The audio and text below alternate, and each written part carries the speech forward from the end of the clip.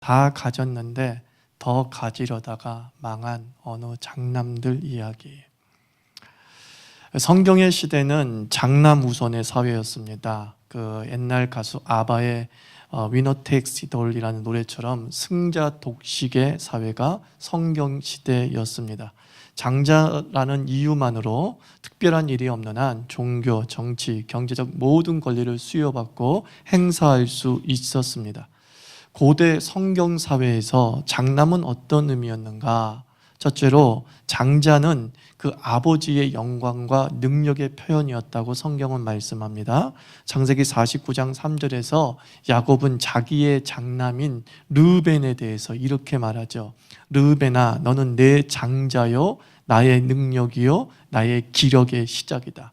너는 내 능력이고 내 기력이다. 이렇게 말합니다.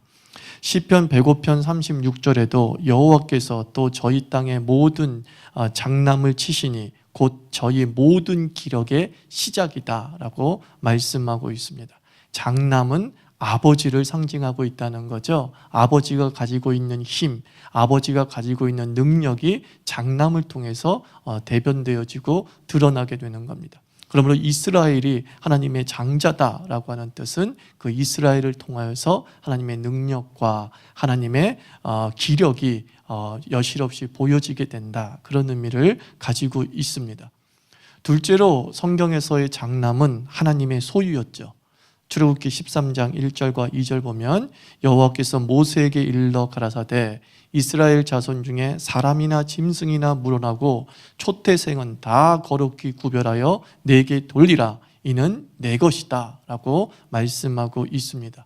사람만이 하나님의 것이 아니라 이 세상의 모든 처음 난 것들은 장남과 같은 존재여서 그것은 다 하나님의 것이다 라고 말씀하고 있습니다. 이 처음 것이라는 게 뭐예요? 처음 것은 다음 것의 보증 아니겠습니까? 가을에 또는 늦가을에, 늦여름에 제일 먼저 열린 사과는 앞으로 이 나무에서 두 번째 사과도 열릴 것이고 세 번째 사과도 열릴 것을 담보하고 있죠. 처음 것은 다음 것의 보증이에요. 또한 처음 것이 하나님의 것이라는 말은 다음 것도 하나님의 것이다, 이런 뜻을 가지고 있습니다. 장남만 하나님의 것이 아니라 사실은 네 배에서 나온 모든 자녀가 하나님의 것이다 라는 것을, 장남은 나의 것이다 라는 것으로 분명하게 보여주고 있죠. 그러므로 이 땅에 하나님의 것이 아닌 것은 단 하나도 없다는 것입니다. 우주 만물은 하나님이 창조하셨고 하나님의 것임을 우리가 인정해야겠죠.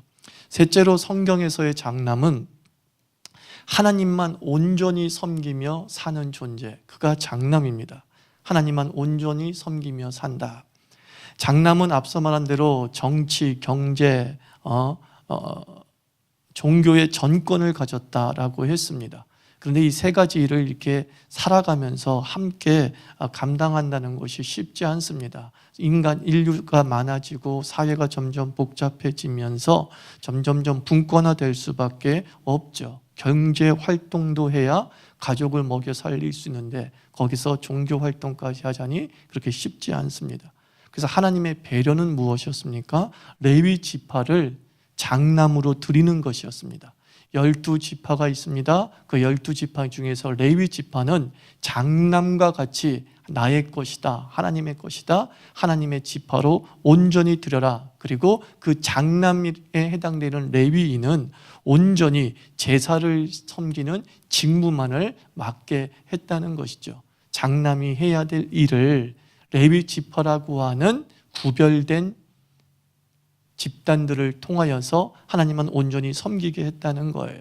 결국 이것은 무슨 뜻이냐면 장남이 해야 될 중에 가장 중요한 일은 온전히 하나님만 섬기는 거예요. 정치, 종교, 경제, 이 세 가지 전권을 가지고 있을 때 그가 가장 먼저 신경 써야 될 부분은 종교라는 거예요. 신앙적인 부분들에 더 많은 집중을 발휘해야 되는 것이죠. 그러므로 집안의 영적 가장이라는 것은 무슨 뜻이에요? 그것은 아버지가 영적 가장일 수 있고 어머니가 영적 가장일 수 있고 아들도 영적 가장이 될 수 있습니다. 성경의 장남처럼 하나님만 온전히 예배하고는 대표성을 가지고 있다고 한다면 그가 바로 그 집안의 장남이요 가장이라는 거예요. 단순히 아버지라는 이유 때문에, 나이가 많다는 이유 때문에, 먼저 믿었다는 이유 때문에 장남의 권리를 가지는 것이 아니라 그가 장남다운 직무를 감당하고 있다면 그 사람이야말로 영적 가장이다라고 말씀드릴 수 있습니다. 성경의 기록은 장남의 기록이죠. 참 많은 장남들의 이야기들이 기록되어져 있어요. 그런데 아이러니하게도 또한 성경의 장남에 대한 기록은 장남 실패의 기록입니다. 대표적인 장남이 성경에 기록이 되어져 있는데 이 대표적인 장남이 대부분 실패자예요. 최초의 장남이 누구입니까? 아담이죠. 인류의 시조입니다. 최초의 장남입니다. 그런데 그는 하나님께 불순종하고 죄를 이 땅에 끌어들이는 아주 죄의 시조가 되는 비극을 보여줍니다. 두 번째 장남으로 등장하는 사람이 아담과 하와의 아들인 가일입니다. 가인, 이 장남은 동생 아벨을 죽인 최초의 살인자가 되는 거죠. 또 대표적인 장남이 에서입니다. 야곱과 에서와 야곱은 쌍둥이로 태어났지만 에서가 먼저 태어나서 장남이 되었습니다. 그런데 이 에서는 야곱에게 장자권을 탈취당하죠. 그러나 에서의 삶 자체도 그렇게 바람직하지는 못했죠. 가나안 여인과 결혼하는 등 신앙이 혼탁했습니다. 아버지 이삭과 어머니 리브가의 근심거리였다고 성경은 말씀하고 있습니다. 건강한 장남은 아니었다. 그가 에서였습니다. 또 모세도 있습니다. 모세도 여러분이 아시다시피 장남은 아닙니다. 누나도 있었고 형 아론도 있었습니다. 그러나 그 형 아론은 막내 모세를 섬겼죠. 다윗은 장남입니까? 아니죠. 다윗은 장남이 아닙니다. 7명의 형들이 있었습니다. 그 중에 막내였습니다. 그런데 그 7명의 형들 또 장남은 하나님께 선택받지 못했습니다. 오히려 막내인 다윗이 선택받아서 이스라엘의 지도자가 되었습니다. 솔로몬도 장남입니까? 왕위 계승은 장남으로 이어져야 되는 게 어찌 보면 그 당시의 정상적인 왕위 계승이었는데 다윗이 왕위를 물려줬을 때 장남에게 물려주지 않았습니다. 장남은 아주 그냥 망나니처럼 살았습니다. 그게 누구였어요? 암논. 자기 이복 동생을 강간하고 하는 정말 안 좋은 행위를 보였지요. 그래서 결국은 솔로몬, 거의 막내에 가까운 다윗이 말년에 낳았다고 볼 수 있는 솔로몬이 그 왕위를 계승하게 됩니다. 그 장자권을 부여받고 그 장자권을 계승받을 수 있는 위치에 있었던 많은 장남들이 실패자였고, 그리고 장남답지 못한 삶을 보여줌으로 말미암아 차남이나 막내에게 그 장자권을 빼앗기는 기록이 성경 상당수 기록되어져 있죠. 결국 정치, 경제, 종교, 그 무엇보다도 종교의 정권을 가지고서 하나님만을 온전히 섬겨야 되는 그 장남의 실패는 우리 인류 실패의 상징이 되는 겁니다. 성경에서 실패한 장남에게는 공통점이 있었어요. 그 공통점 첫째가 무엇이냐면은 장남은 다 가졌습니다. 그런데 더 가지려 했습니다. 실패한 장남들의 공통된 특징이 그거예요. 못 가진 게 아니에요. 다 가졌어요. 근데 더 가지려 했다는 겁니다. 아담에게 다시 한번 시선을 돌려봅시다. 하나님께서 아담을 장남으로 만드셨죠. 첫 사람이기 때문에 그는 장남이죠. 그 장남에서 하나님께서 에덴을 선물로 주고 에덴에서 그가 모든 것을 다 가졌어요. 모든 걸 다 가졌어요. 그가 왕이었고, 그가 다스렸기 때문에 왕이었고, 그가 경제권을 가지고 있어서 그가 먹고 싶은 거 마음대로 먹을 수 있었고, 그리고 그는 하나님을 배우는 특권을 가지고서 살았단 말이에요. 다 가졌어요. 근데 이 다 가진 장남 아담이 하나님이 되고 싶었어요. 더 가지려고 했다는 거죠. 아, 저것도 가져야 돼 라고 하면서 금기시되는 부분, 굳이 갖지 않아도 될 부분에 대해서 욕심을 가지고서 더 가지려고 했다는 거예요. 욕심은 많이 가지려고 하는 게 아니에요. 욕심은 더 가지려고 하는 게 욕심인 거예요. 다 가지고 있는 것을 도대체 만족하지 못할 때 나오는 마음이 욕심이죠. 그 욕심 때문에 그는 다 가진 그것을 결국은 다 빼앗기고 말았잖아요. 에덴에서 쫓겨나서 땅을 갈며 수고하며 애쓰고 살아야 되는 존재로 전락하고 말았어요. 실패한 사람들의 특징이 뭐라고요? 못 가졌기 때문에 실패한 게 아니에요. 다 가졌는데 더 가지려고 하다가 실패하고 무너지게 되는 거죠. 또한 실패한 장남의 특징 중에 공통점이 뭐였냐면 다 가진 것이 자기 능력이라고 착각했다는 거예요. 이 장자권은 물려받은 것입니다. 이 재산은 물려받은 것입니다. 이 모든 소유는 물려받은 것입니다. 장자라는 이유 때문에. 그런데 마치 자기가 쌓은 업적이라고 착각하는 것이죠. 무엇인가를 물려받은 사람은 그 삶 속에서 은혜를 엿볼 수 없습니다. 분명히 부모가 준 것이고 하나님이 준 것인데 이것을 내가 이루었다라고 생각하는 그 순간 그것을 빼앗기고 무너지게 되는 거죠.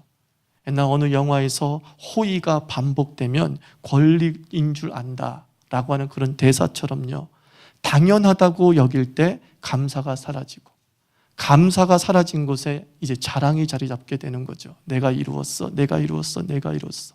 그리고 그 자랑이 자라서 패망을 맺고 마는 것입니다. 우리가 가진 것이 다 하나님이 주신 것이라는 삶의 고백이 있어야 되는 거죠. 참 나 같은 죄인이 어찌 이것을 누릴 수 있단 말인가? 내 정도의 능력으로 어떻게 이런 일들을 이루어 있단 말인가? 주신 분에 대한 초점, 나에게 물려주신 분에 대한 감사가 있을 때에 그 유산이 내 삶을 풍요롭게 하는 것이죠.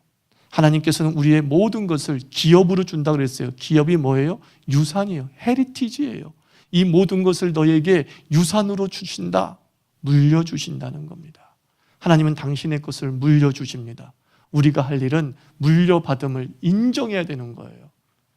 마치 내가 자수성가한 것처럼 내가 다 이루었어, 내가 다 이루었어, 내가 다 이루었어 라고 하는 그 순간 참 하나님이 섭섭할 수밖에 없는 것이죠. 물려받은 것이라고 생각하면서 항상 이 물려준 분에 대한 감사를 잃지 않는 장남이 돼야 될 줄 믿습니다. 성경은 장남의 실패만 기록하고 있지는 않습니다. 마침내 장남의 승리로 마침표를 찍습니다. 로마서 5장은 사람의 대표 두 인물을 비교하고 있습니다. 한 사람은 아담이고 한 사람은 예수이죠. 예수. 로마서 5장 14절부터 19절 말씀 읽어보면 14절엔 이런 말씀이 있어요. 아담은 오실 자의 모형이다 라고 말씀하고 있고, 또 15절에는 한 사람의 범죄를 인하여 많은 사람이 죽었은즉 예수 그리스도의 은혜로 말미암아 많은 사람에게 넘쳤다라고 말씀하고 있어요. 아담도 장남이고요. 예수도 뭐였죠? 예수님에겐 형이 있어요, 없어요? 예수님에겐 누나가 있어요, 없어요? 왜 없어야 되죠? 마리아가 남자를 알지 못했던 사람인데 임신했기 때문이죠. 예수님도 장남이었던 거예요. 이 로마서 5장 14절부터 19절까지는 장남이 비교되고 있어요. 실패한 장남 아담, 성공한 승리한 장남 예수를 비교하고 있죠. 성경이 계속 실패한 장남의 이야기만 하고 있다고 한다면 성경은 굉장히 우울한 책일 수밖에 없습니다. 이 실패한 장남과 성공한 장남의 이야기를 또 대비하고 있는 성경이 마태복음 4장이에요. 마태복음 4장은 예수님께서, 장남인 예수님께서 시험 받으신 내용이 기록되어져 있습니다. 그런데 예수가 받은 유혹은 아담이 받은 유혹과 사실 대비되고 있는 거예요. 창세기 2장 5절을 읽어보면, 2장 15절을 읽어보면 여호와 하나님이 그 사람을 이끌어 에덴 동산에 두어 그것을 경작하며 지키게 했다 그랬어요. 그 사람을, 즉 아담을 이끌어서 어디로 데리고 갔다고요? 에덴에 데리고 갔다라고 말씀합니다. 그런데 마태복음 4장 1절은 이거 똑같은 문장 구조로 되어 있어요. 그때 예수께서 성령에게 이끌려 마귀에게 시험을 받으러 어디로 갔다? 광야로 가셨다 그랬어요. 첫 번째 아담은 축복의 장사로 이끌림 받았고, 두 번째 아담은 어찌 보면 척박하고 저주의 땅으로 이끌림을 받았어요. 이 이끌린다는 이 단어를 통해서 그 광야와 에덴, 그리고 창세기와 마태복음이 이게 대비되고 있는 것이죠. 첫째 아담과 둘째 아담의 차이점들을 보여주고 있어요. 아담은 어디에서 실패했어요? 풍족한 곳에서 실패했어요. 그죠? 그가 에덴에서 성공할 수밖에 없는 현장이잖아요. 승리할 수밖에 없는 현장이잖아요.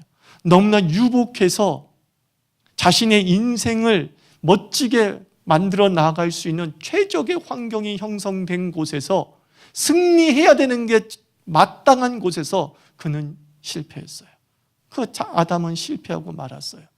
반면에 예수님은 어떤 곳으로 이끌렸다 해서 광야로 이끌려. 광야는 척박한 곳입니다. 실패가 당연한 곳입니다. 야, 이 땅에서 어떻게 저 사람이 풍년 농사를 지어서 100배의 결실을 맺을 수 있겠어? 불가능해. 저는 하나를 심으면 하나 그 자체도 다 말라 없어지는 것이야. 승리가 보장되지 못한 곳입니다. 실패가 당연시되는 것입니다. 근데 예수께서는 그 광야에서 마귀의 유혹을 이기셨어요. 놀라운 대비 아닙니까? 장남이 서로 다른 모습을 보여줍니다. 첫 번째 장남은 풍요로운 곳에서 실패했지만, 두 번째 장남 예수 그리스도는 가장 척박한 곳에서 승리를 하셨다라는 겁니다. 이제 고린도전서 15장도 이제 또 첫 번째 아담, 두 번째 아담 이야기를 하죠. 첫 번째 아담, 마지막 아담을 대비해서 이 마지막 아담은 예수 그리스도를 지목하죠. 고린도전서 오늘 읽었던 15장 45절과 47절에 나와 있는 말씀이죠. 한 사람 아담으로 인해서 죽음이 들어왔지만 한 사람 예수 그리스도로 말미암아 이 땅에 생명이 들어왔다라고 말씀하고 있습니다. 장남인데 그 장남이 한 일의 결과가 이렇게 다를 수 있단 말입니까? 똑같이 정치, 경제, 종교의 전권을 물려받은 존재인데 어찌 이렇게 다를 수가 있단 말입니까? 또 고린도전서 15장 21절과 22절 보면 사망이 한 사람으로 말미암았으나 아담 안에서 모든 사람이 죽은 것 같이 그리스도 안에서 모든 사람이 삶을 얻으리라. 장남의 실패와 장남의 궁극적 승리에 이르기까지 우리가 결코 놓쳐서는 안 되는 것, 이 얘기가 오늘 말씀의 사실은 핵심이에요. 장남의 실패에서 장남의 궁극적 승리에 이르기까지 우리의 시선이 사실 어디에 고정되어 있어야 되냐면 바로 하나님에게 고정되어 있어야 한다. 이 말씀을 드리고 싶은 거예요. 실패하는 장남을 보게 하려고 성경에 계시를 주신 것이 아니죠. 실패하는 장남, 그런데 포기하지 않으시는 하나님을 계시하고자 장남들의 이야기를 사용하시는 거예요. 야, 우리가 영화에서 맥커핀 효과라는 용어가 있지 않습니까? 영화에서 아주 중요한 것처럼 등장하는데, 중요한 장치이고 인물이고 대사처럼 여겨지는데 실제로는 줄거리와 전혀 상관없이 관객들의 주의를 분산시키기 위해서 사용하는 극적 장치, 맥커핀 효과라고 합니다. 알프레드 히치콕이라고 하는 감독이 있잖아요. 난 그 새라는 영화를 초등학교 때 보고 너무 소름이 끼쳤어요. 그 사람이 어떤 영화에서 그냥 맥커핀이라고 하는 사람을 등장시킨 게 아니라 그걸 암호명으로 사용을 하게 되는데, 사람들이 자꾸 맥커핀이 무슨 의미가 있을 거라고 생각을 했던 거예요. 저 맥커핀 사람이 등장할 거야. 저 맥커핀이 언젠가는 이 영화에서 극적인 반전으로 나타나서 어떻게 해결해 나갈 거야. 그런데 끝내 안 나타나죠. 그래서 본 사람들이 허탈한 거예요. 뭐야, 맥커핀은 뭐야?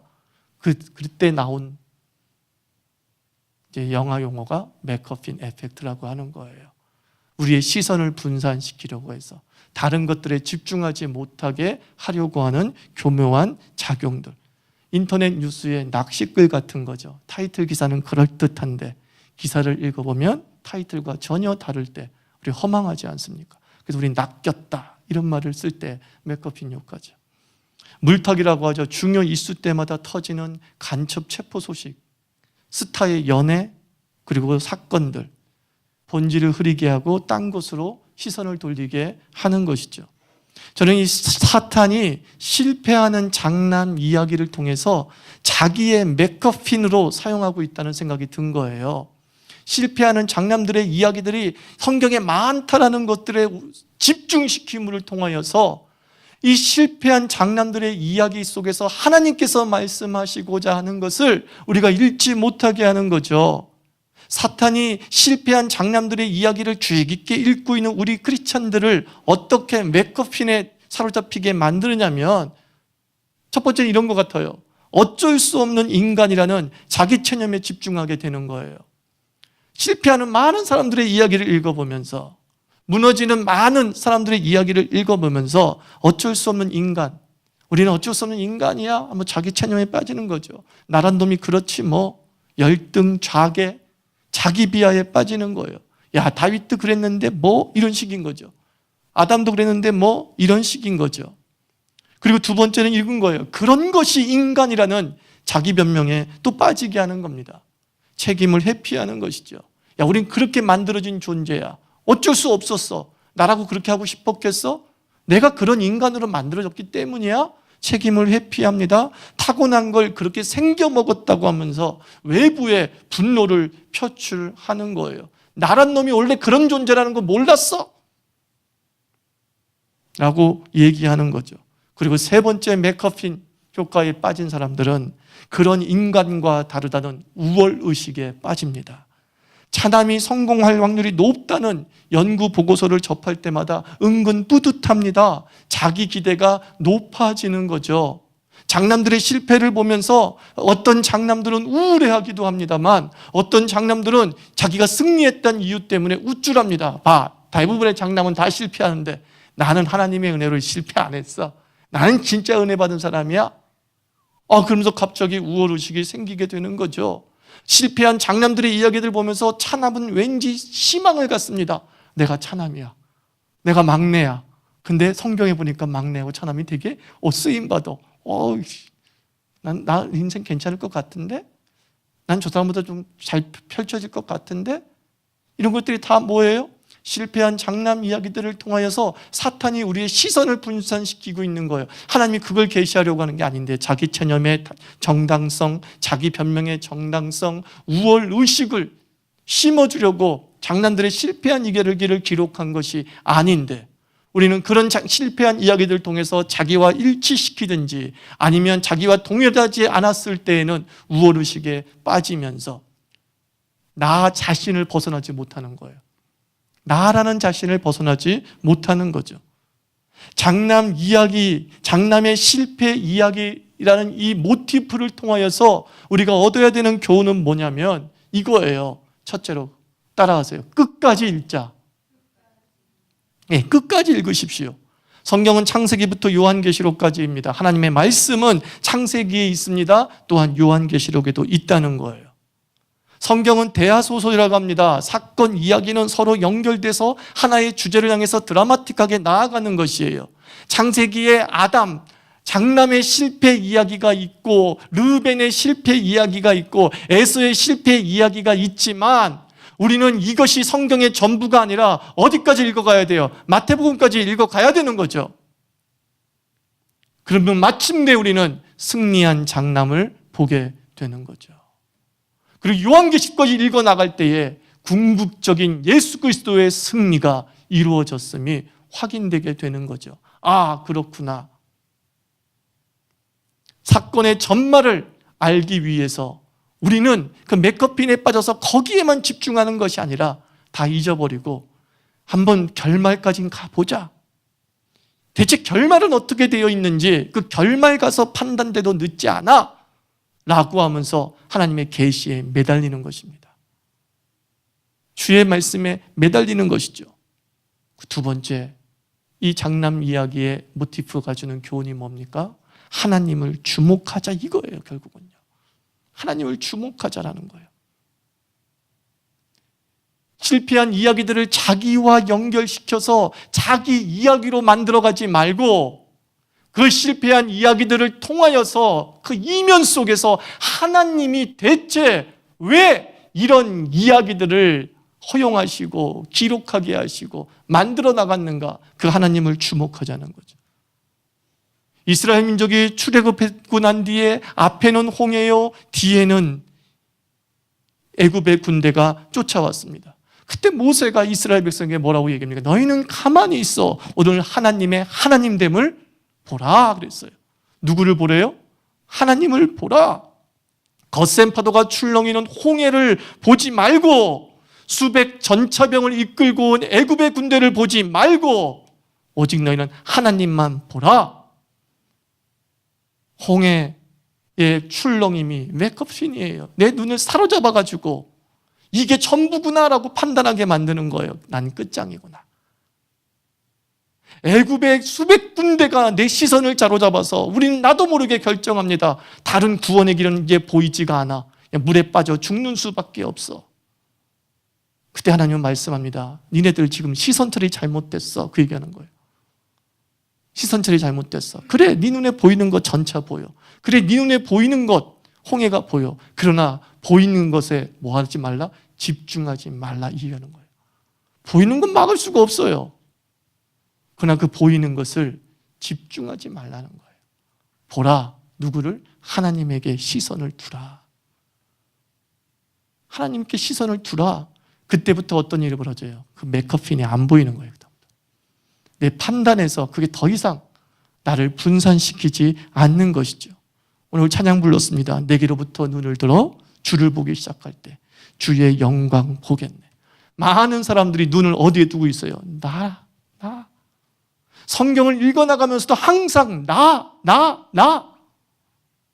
하나님이 나를 계시하려고 장남의 실패한 이야기를 말씀하신 게 아니라, 장남의 실패한 이야기를 통하여서 하나님은 포기하지 않으시는 그 하나님 보여주고자 한 거잖아요.